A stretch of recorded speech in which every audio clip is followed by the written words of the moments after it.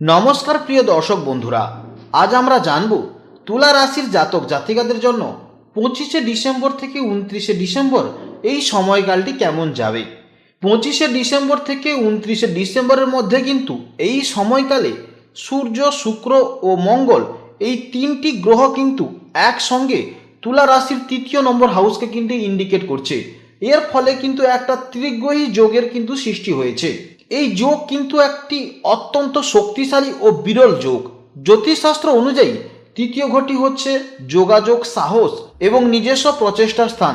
এই তিনটি গ্রহের মিলন আপনার জীবনে যে গভীর প্রভাব ফেলবে তা কিন্তু নিচে আমরা আলোচনা করব। আপনি বাইরে অত্যন্ত মার্জিত ও ভদ্র হলেও মনের দিক থেকে কিন্তু আপনি অত্যন্ত সাহসী। অর্থাৎ কোনো কাজ যদি আপনি শুরু করেন তা শেষ না করা পর্যন্ত আপনি থামেন না। আপনার মধ্যে প্রশাসনিক দক্ষতা এবং নেতৃত্ব দেওয়ার মতন ক্ষমতা কিন্তু প্রথম থেকেই কিন্তু চলে আসে। তবে সূর্য ও মঙ্গলের উত্তাপে আপনার মেজাজ কিন্তু মাঝে মধ্যে বিরক্তকর হতে পারে। এই ত্রিগ্রহী যোগ কিন্তু আপনার কর্মজীবনে বিশেষ উচ্চতায় নিয়ে যেতে পারে। বিশেষ করে যোগাযোগ মাধ্যম, সাংবাদিকতা, লেখালেখি, অভিনয় বা বিভিন্ন বিপণন পেশায় কিন্তু আপনি অপ্রতিদ্বন্দ্বী হয়ে উঠতে পারেন। মঙ্গল আপনাকে শারীরিক ও মানসিক শক্তি দেয়। সূর্য দেয় সরকারি বা উচ্চ পদস্থ মহলের প্রভাব। শুক্র যোগ করে কিন্তু ওটা শিল্পের ছোঁয়া দেয়। অর্থাৎ আপনার নিজের বাহুবলে বা নিজের প্রচেষ্টায় কিন্তু আপনি সম্পদ অর্জন করতে চলেছেন। পৈতৃক সম্পত্তির চেয়ে নিজের তৈরি করা সাম্রাজ্যের প্রতি কিন্তু আপনার টান বেশি থাকবে। তৃতীয় ঘরে মঙ্গল ও সূর্য থাকায় অত্যন্ত শুভফল বলে মনে করা হয়। একে পরাক্রমক যোগও বলা হয়। শত্রুরা আপনার সামনে দাঁড়াতেই সাহস পাবে না। এছাড়া আপনাকে যারা প্রতিদ্বন্দ্বী হিসেবে দেখছে ওরা কিন্তু আপনার ধারে কাছেও আসতে পারবে না।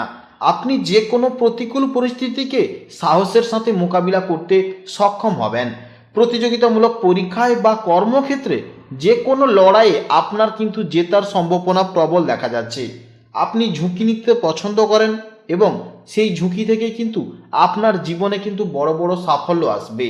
তৃতীয় ঘরটি যেহেতু ভাই বোনদের নির্দেশ করে, এখানে সূর্য ও মঙ্গলের উপস্থিতিতে ছোট ভাই বোনদের সাথে কিন্তু সম্পর্কের ক্ষেত্রে কিছুটা জটিলতা কিন্তু আসতে পারে। তাদের প্রতি আপনার ভালোবাসা থাকলেও আধিপত্য বিস্তার করার প্রবণতা বা মতের অমিল কিন্তু একটা সম্ভাবনা দেখা যাচ্ছে। তবে বিপদের সময় আপনি তাদের পাশে পাবেন। পিতার সাথে সম্পর্কের ক্ষেত্রে সম্মান বজায় থাকলেও আদর্শগত কিন্তু পার্থক্য হালকা থাকবেই। শুক্র প্রেমের গ্রহ। মঙ্গলের সাথে শুক্রের অবস্থান আপনার মধ্যে প্রবল আবেগ এবং রোমান্টিকতা তৈরি করবে। তবে সূর্যের পাশে থাকায় সঙ্গীর সাথে মাঝে মধ্যে ইগো বা অহংকার বোধ লড়াই হতে পারে। আপনার সঙ্গী আপনার ব্যক্তিত্ব দেখে মুগ্ধ হবেন, কিন্তু আপনার অতিরিক্ত স্পষ্টবাদী মাঝে মাঝে কিন্তু সম্পর্কের উপর চাপ সৃষ্টি করতে পারে। এই শক্তিশালী যোগ থাকা সত্ত্বেও কিন্তু কিছুটা সতর্কতা যদি আপনি অবলম্বন করেন তাহলে কিন্তু আরও কিন্তু আপনি ওপরে উঠতে পারবেন। অর্থাৎ সূর্য ও মঙ্গল প্রভাবে কিন্তু নিজের অজান্তেই অন্যের উপর কিন্তু হুকুম চালানোর একটা প্রবণতা তৈরি হতে পারে, যা আপনার কিন্তু সমস্যা আসার সম্ভাবনা রয়েছে। রাগের মাথায় কাউকে বিরক্তকর বা কটু কথা বলতে যাবেন না, কারণ তৃতীয় ঘরটি হচ্ছে আপনার কণ্ঠস্বর বা বাণীর ঘর। শুক্রকে আরও বলবান করতে নিয়মিত সুগন্ধ ব্যবহার করুন বা পারফিউম ইউজ করুন এবং সূর্যকে তুষ্ট করতে প্রতিদিন সকালে তামার পাত্রে জল অর্পণ করুন। এছাড়াও যদি আপনি মঙ্গলবার কিন্তু হনুমান চল্লিশা পাঠ করেন তাহলে মঙ্গলের কিন্তু অশুভ প্রভাব থেকে কিন্তু আপনি মুক্তি পাবেন। তাহলে কিন্তু আপনি আরও শক্তিশালী এবং আরও উন্নতি করতে পারবেন। এরপর যদি আমরা দেখি যে বৃহস্পতি কিন্তু এই সময় তুলা রাশির জাতক জাতিকাদের ওপর কিন্তু নবম হাউসকে ইন্ডিকেট করছে। অর্থাৎ নবম হাউসকে ইন্ডিকেট করছে, তাও কিন্তু বক্রী অবস্থা ইন্ডিকেট করছে। এর ফলে বৃহস্পতি বক্রী থাকায় আপনার যে কাজগুলো কিন্তু ভাগ্যক্রমে সহজে হয়ে যাওয়ার কথা ছিল সেখানে কিন্তু এখন কিছুটা বিলম্ব হতে পারে। কোনো বড় সুযোগ আপনার হাতের কাছে এসেও আটকে থাকতে পারে। তবে এটি আপনাকে আপনার পুরনো কোনো পরিকল্পনার পুনরায় কিন্তু খতিয়ে দেখার সুযোগ দেবে। অতীতে করা কোনো পরিশ্রমের ফল কিন্তু এই সময় হঠাৎ আপনি পেতে পারেন। শিক্ষার্থীদের জন্য এই সময়টা অত্যন্ত মিশ্র প্রকৃতির হবে। যারা গবেষণামূলক কাজ বা উচ্চশিক্ষার জন্য বিদেশে যাওয়ার চেষ্টা করছেন তাদের কাগজপত্রের কাজে কিছুটা কিন্তু বাধা আসতে পারে। তবে বক্রী বৃহস্পতি আপনাকে কিন্তু আধ্যাত্মিক বিষয়ে গভীর জ্ঞান দান করবে। ধর্মীয় কাজে আপনার আগ্রহ বাড়বে, কিন্তু গতানুগতিক রীতির চেয়ে নিজের দর্শনের দিকে বেশি বিশ্বাসী হবেন। কর্মক্ষেত্রে পুরনো কোনো প্রজেক্ট বা পরিকল্পনা কিন্তু আবার ফিরে আসতে পারে। সহকর্মীদের সাথে যোগাযোগে কিন্তু কিছুটা ভুল বোঝাবুঝি হতে পারে, তাই কথা বলার সময় অবশ্যই সতর্ক থাকতে হবে।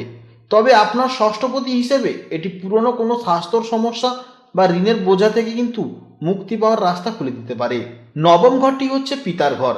বৃহস্পতির বক্রী থাকায় পিতার স্বাস্থ্যের প্রতি কিন্তু আপনাকে অবশ্যই নজর দিতে হবে। তার সাথে মতের অমিল হওয়ার কিন্তু একটা সম্ভাবনা দেখা যাচ্ছে।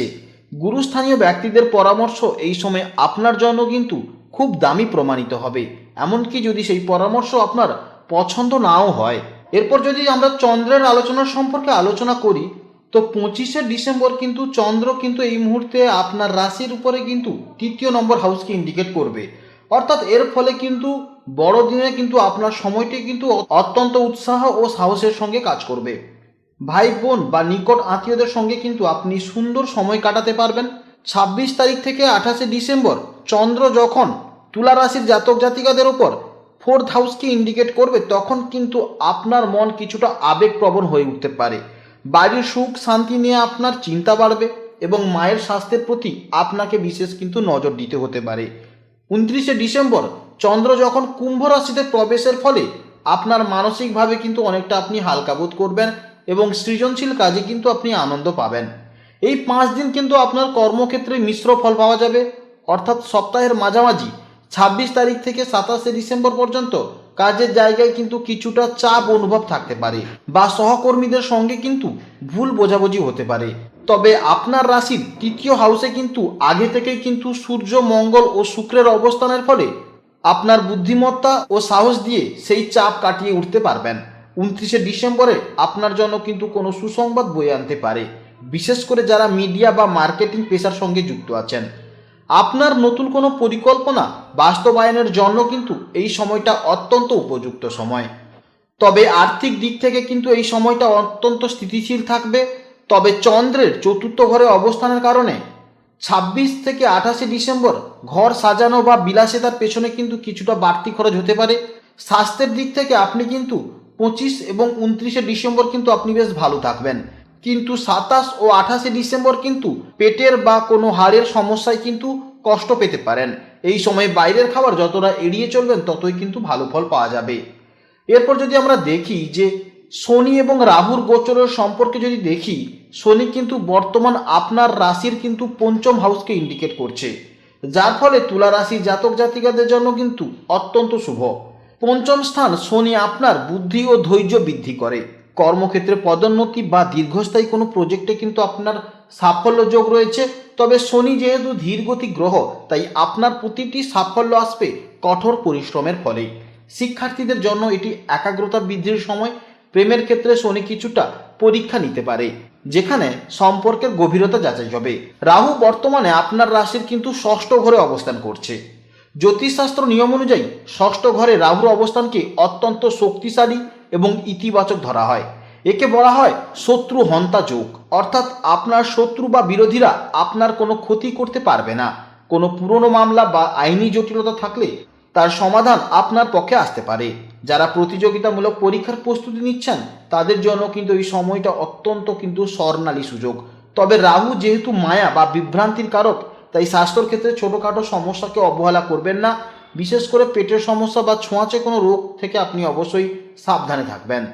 অর্থাৎ সমস্ত প্ল্যানেট ট্রানজিস্টের ফলে আমরা যদি এক নজরে দেখি, 25শে ডিসেম্বর থেকে 29শে ডিসেম্বর পর্যন্ত তুলা রাশির জাতক জাতিকাদের জন্য গ্রহের অবস্থান এক অনন্য ও শক্তিশালী কিন্তু যোগ তৈরি করেছে। অর্থাৎ আপনার রাশির 3য় ঘরে আছে শুক্র, সূর্য, মঙ্গলের উপস্থিতি। 9ম ঘরে বক্রী বৃহস্পতি, আবার 6ষ্ঠে থাকছে শনি এবং 5মে থাকছে রাহুর সম্মিলিত প্রভাবে। এই সময়টা হচ্ছে কিন্তু আপনার জন্য প্রবল সাহস ও সাফল্যের সময়। রাশির 3য় ঘরে যেহেতু শুক্র, সূর্য, মঙ্গল আছে, এর ফলে কিন্তু আপনার মনোবল কিন্তু তুঙ্গে থাকবে এবং নিজের প্রচেষ্টায় কিন্তু অসাধ্য সাধন করতে পারবেন। এছাড়াও কিন্তু শনি 6ষ্ঠে থাকার কারণে শত্রুরা কিন্তু আপনার কোনো ক্ষতি করতেই পারবে না। 5মে রাহুর কারণে কিন্তু ছোটোখাটো ভুল হতে পারে, কিংবা শেয়ার বাজারে একদমই কিন্তু এই সময় ঝুঁকি নেবেন না। নবম ঘরে বক্রী বৃহস্পতির জন্ম কিন্তু ভাগ্যের সাহায্য পেতে কিছুটা আপনার দেরি হতে পারে, তাই পরিশ্রমের উপর কিন্তু এই সময় ভরসা বেশি রাখুন ভাগ্যের থেকে। এই সময় কিন্তু আপনি কথা বলার সময় কিন্তু একটু সংযমে থাকুন এবং বড় কোনো বিনিয়োগে কিন্তু তাড়াহুড়া করতে যাবেন না, তবে কিন্তু আপনার এই 5 দিন কিন্তু অত্যন্ত ভালো যাবে। যদি আপনাদের কোনো কিছু প্রশ্ন থাকে তাহলে কিন্তু অবশ্যই কমেন্ট বক্সে কমেন্ট করবেন। জয় রাধে রাধে।